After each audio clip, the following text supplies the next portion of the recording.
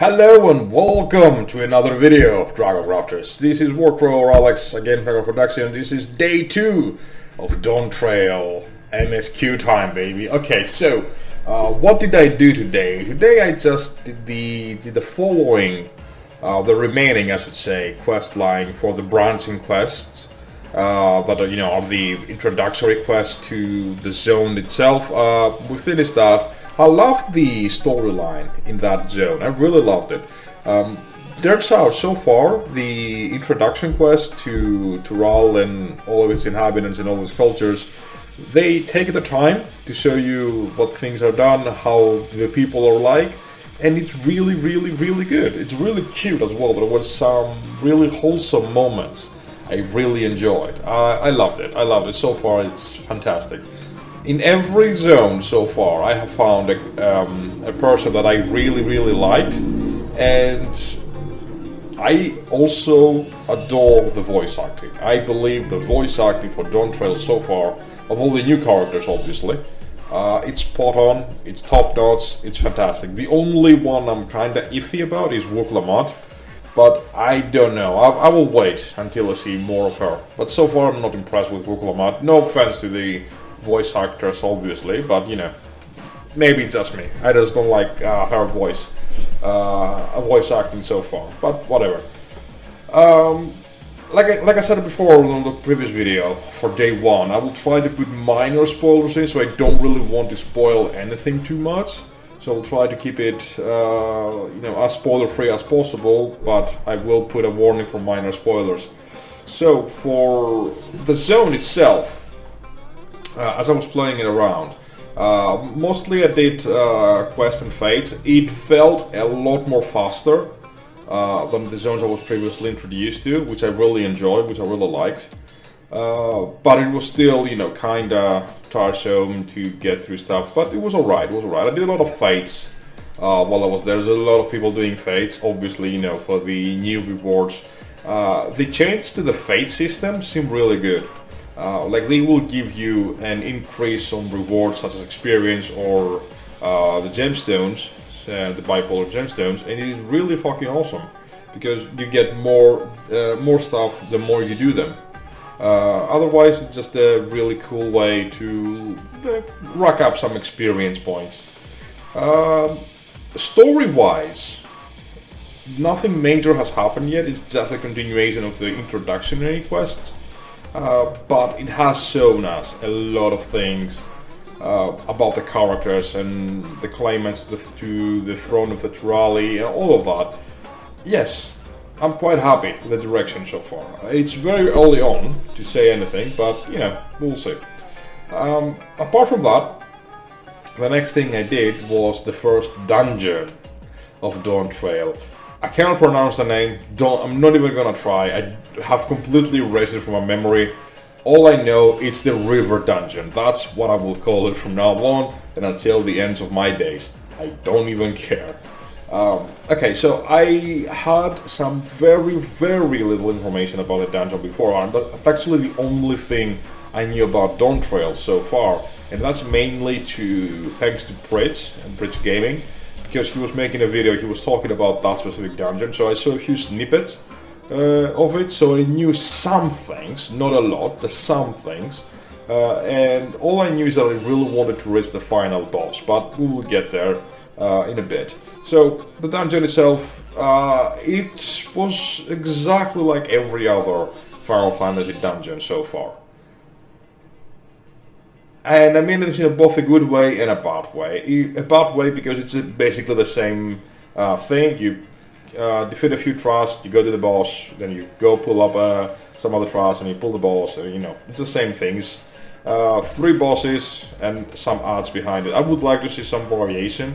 Like, I don't mind if there are some dungeons are longer, some are smaller, at least on max level, right? Like, just have some more variety on the dungeons themselves, because, it's more fun that way. I'm really a huge fan of Mythic Plus system in World of Warcraft, for example. I loved how dungeons in WoW, they are so diverse, there's so many different bosses. I want to see something similar in Final Fantasy, although, to be fair, it has worked so far, but you know, let's embrace some form of change when it comes to the dungeon, because it's the same thing over and over again. I mean, okay. Other than that, when I walked into the dungeon, in my mind, I could remember what USCP said, don't be afraid of failure. So I was expecting to see a step up in difficulty. I didn't see that. At least, okay, I was doing, you know, some mistakes here and there, sorry about the dog. I did see some mistakes here and there that I was doing, but it was mostly because I was rusty playing the game, rather than anything else, really. So it wasn't like the game was abnormally hard or harder or easier than usual. It was just more of the same. Like, it was just like, get in, get used to the mechanics. Obviously I got hit a couple of times with some of the mechanics because I did not know them. Once you know them, and you do them a couple of times, it will become second nature and you will never have a problem with again. Like, right now, if you put me in any dungeon in Final Fantasy, unless I have done it a couple of times, then I won't have a problem with it. Like, I probably will get hit once or twice. Okay, this is how you do it. Okay, we'll just remember it. I remember most of the dungeons, not all of them, obviously, not all the mechanics, but, you know, most of them I know what to do. And, yeah, anyway. The first boss was whatever, really, I don't even remember. It was the Dugon kind of boss. It was an alright first boss, killed it, no problem whatsoever, moved on forwards. I should note before I go on that I did my first run I did with my party members, you know, like Alfino and Wuklamat and whatever they're called, because I tried queuing as a samurai because I really wanted to level as a samurai for a change properly, because usually I was doing like tank jobs, and I decided to queue. It was an average wait time of 17 minutes. Yeah, I honestly never felt that way before. Never. Like, usually when I play, because I usually play either tank or a healer job, because I really like them. It's not like I do this for the queue times, although it's one of the reasons as well. But 17 minutes, oh my god, I was like, nope. Just queue for them, because I was training also, because I didn't want to have, you know, such a long wait time, because I'm just doing the MSQ for now. So I finished that, the first boss, then I went on again with Trust. The only thing I really enjoyed from the first boss to the second boss was the option, not the option, like you could see their characters having to use stairs to move up and down. I really enjoyed that because it's a variety, something new. So I'm like, okay, this is interesting. So the second boss, all drowsy, a really cute boss, a really wholesome boss. I really enjoyed it. His mechanics were really good.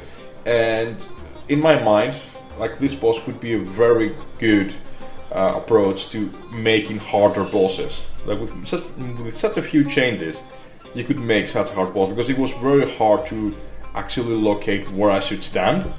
Because I understood immediately what I needed to do. Is like, okay, so where is that? So, you know, during the chaos as well, I could not reach that in time. That's the only reason I got hit, because I could not get it right on the spot. Like, if you get used to it, it will be better, but for now it wasn't for me, so that's alright. The final boss, it's the one boss I was really looking forward to doing. Apollyon is the name. I was thoroughly yeah, I was disappointed. I expected something a lot more harder. I don't know why. It wasn't that hard for me. Like, again, I saw the boss from Prate's, from his video back then, and he said that this is a very difficult boss. And I trust Prates. Like, if Prates says something is hard, it's probably really fucking hard. I trust Prates a lot. So, when I was doing that boss, I was like, okay, so let's see what the mechanics and everything and all that. Yeah. He had some interesting mechanics, especially the lighting one, where basically it's a blob on the ground that moves towards a destination, and every so often it will leave, like, in a cross pattern. It would do in basically a Norwich circle, whatever. So don't get hit by it, really. But, you know, there's other stuff on the ground as well, so you have to dodge everything. So, but it wasn't really that hard to understand it for me. Like, okay, this is what I need to stand. Okay, this is where I need to go. I did get hit once, but I think it was by genuine bug, because I was nowhere near it. Well, I was somewhat near it, but not inside of it. So I don't know. Maybe it's a bug because it's moving, so it caught up on something else. I don't know. But so far, as a first dungeon, I really enjoyed it. It wasn't bad at all. I really liked it. Other than that, I stopped then.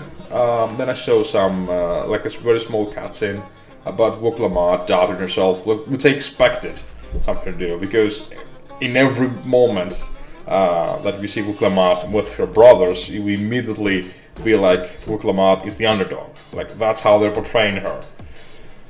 And I knew there would be a time where you just hear her doubt yourself, and you say all the good things like, yeah, we're your friends, we're gonna let you, stuff like that. The usual friendship stuff that you see in a lot of games and anime and all that good stuff. I'm pretty sure it will become darker for Wuklama before going on forward. That's all I did today. I didn't do much. Like, I was streamed like 3 hours about, because I had an arrangement I needed to make. But I'm gonna be streaming again tomorrow, and again the rest of the following week. I will be doing Dawntrail almost exclusively. I'll try to put a lot of hours here. I will try to finish at least the MSQ, and then explore the possibilities of what we have available in Dawntrail. Thank you all so much for watching again, guys. You can watch my previous video for day 1 in Dawntrail, and look forward to the next one whenever I make it. Have a good one, y'all. Bye.